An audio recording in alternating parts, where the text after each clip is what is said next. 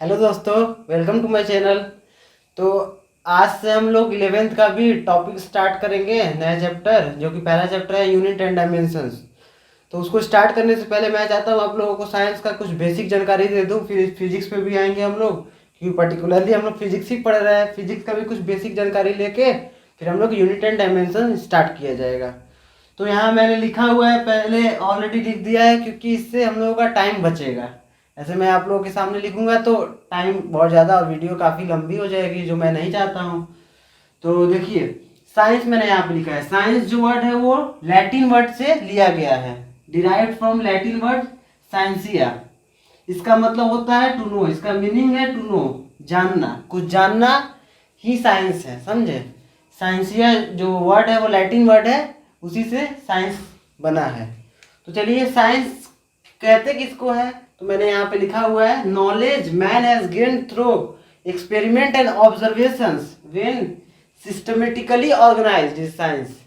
मतलब कि जो इंसान लोग, आदमी लोग एक्सपेरिमेंट से जो नॉलेज गेन किए हैं उसको एक सिस्टम के रूप में आप अगर सिस्टमेटिकली ऑर्गेनाइज कर दे, एक मतलब बारीकी से आप उसको ऑर्गेनाइज कर दे एक के बाद एक, तो उसी को हम लोग साइंस कहते हैं।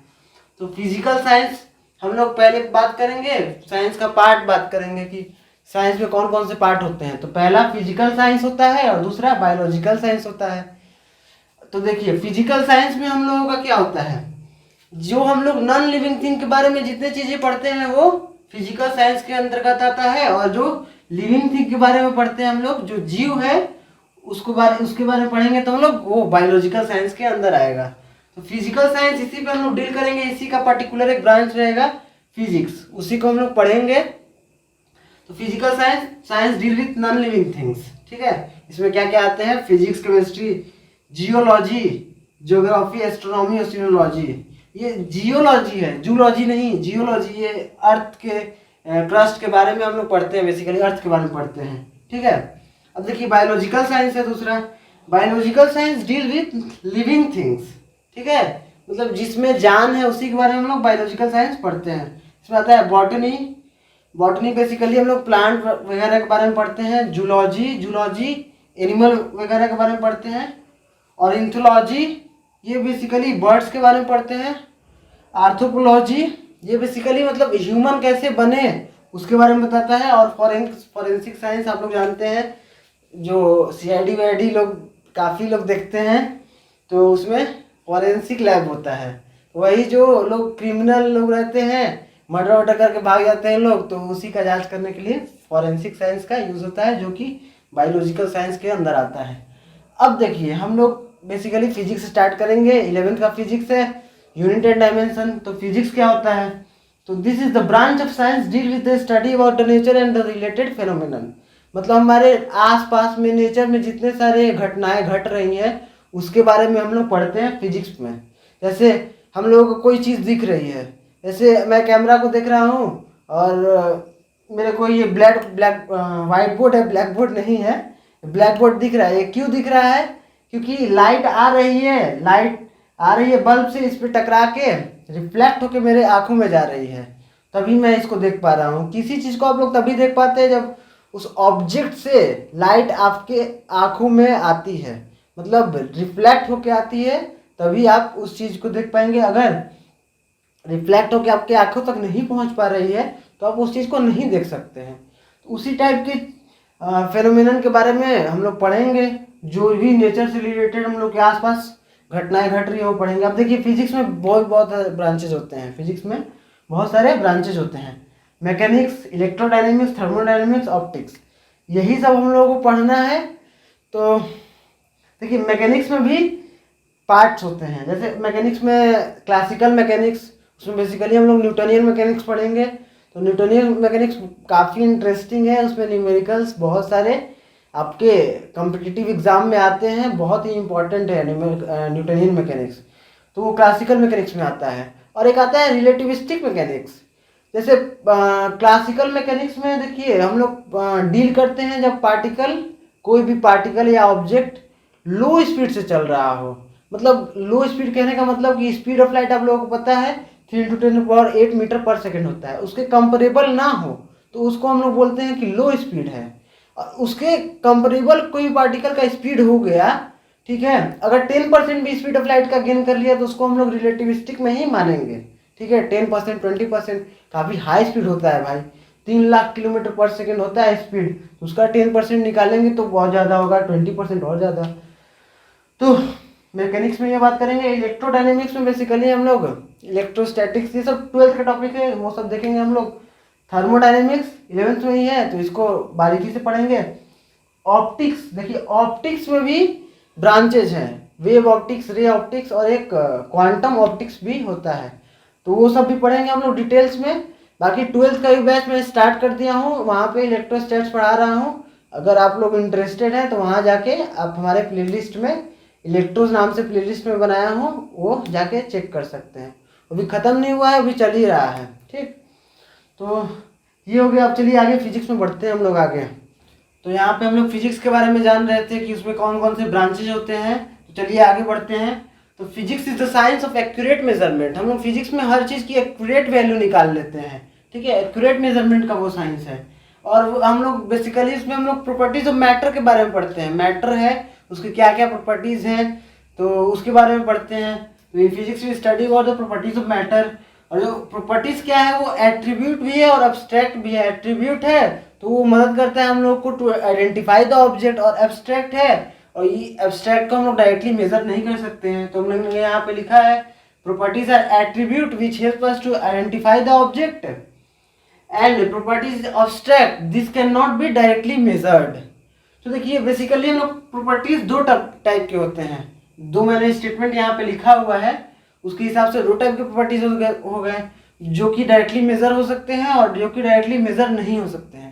एक मेजरेबल प्रॉपर्टी है, एक नॉट मेजरेबल है।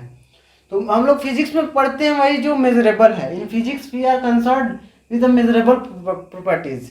जैसे हम लोग लाइट की स्पीड नाप लेते हैं, और गाड़ी की स्पीड नाप लेते हैं, पंखे कितनी स्पीड से रोटेट कर रही है वो नाप लेते हैं, उसकी ओमेगा वैल्यू निकाल लेते हैं।